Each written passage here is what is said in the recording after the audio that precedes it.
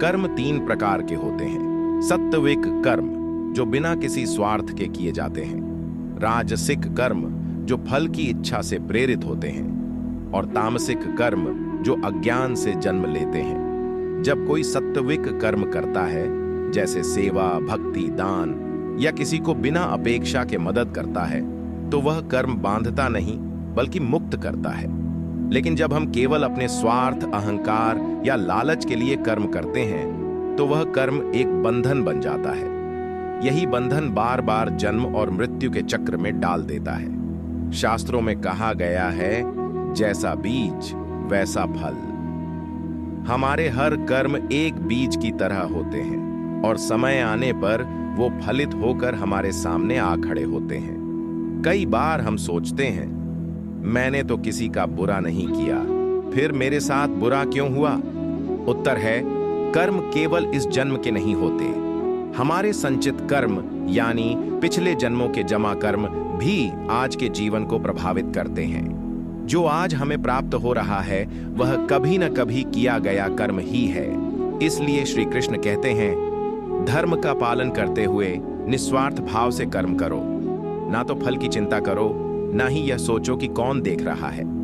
सच्चा कर्म वही है जो ईश्वर को समर्पित हो, जिसमें अहंकार न हो, स्वार्थ न हो, केवल भक्ति हो, सेवा हो।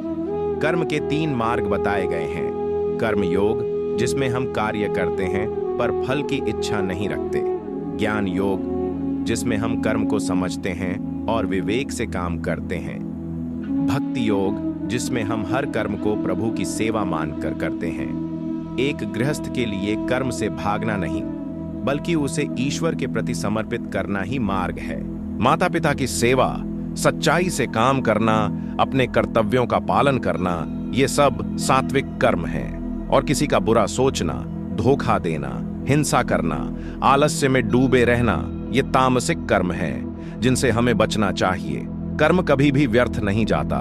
आज किया गया एक छोटा सा कर्म भी कल जीवन में बड़ा फल दे सकता है। और याद रखें, न तो भगवान कर्म का फल देते हैं और न ही कर्म को मिटाते हैं। वे केवल कर्म के आधार पर न्याय करते हैं। कभी कभी अच्छा कर्म करने के बाद भी हमें दुख मिलता है, तो इसका मतलब यह है कि वो कोई पुराना ऋण है जो चूक रहा है। और जब बुरे कर्म के बाद भी जीवन में सुख दिखे, तो जान लीजिए ये उधारी पर चल रही खुशियां हैं, जिनका हिसाब हमें जरूर देना होगा। इसलिए सबसे बड़ा धर्म यही है कि सद्कर्म करो, ईश्वर को साक्षी मानकर कर्म करो, और हर पल याद रखो कि कर्म ही तुम्हारा और इस दुनिया में हर किसी का भविष्य है।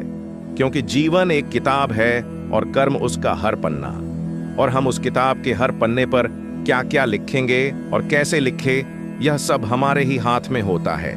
इसलिए उस किताब में एक सुनहरी कहानी लिखने की कोशिश करो, ताकि लोग आपसे प्रेरणा ले सके और अपने जीवन की किताब में कुछ अच्छा लिख सके। हर दिन एक अवसर है, हर कर्म एक संकेत है, और हर सांस एक वचन है कि मैं इस जीवन को कर्म योग से, प्रभु की भक्ति से और सच्चाई से जीऊंगा। तो दोस्तों, अगर आपको यह वीडियो अच्छा लगा तो इसे लाइक करें, और अगर आप हमारे चैनल पर नए हैं तो इसे सब्सक्राइब जरूर करें। बाकी इसे अपने दोस्तों और परिवारजनों के साथ शेयर जरूर करें। हरे कृष्णा।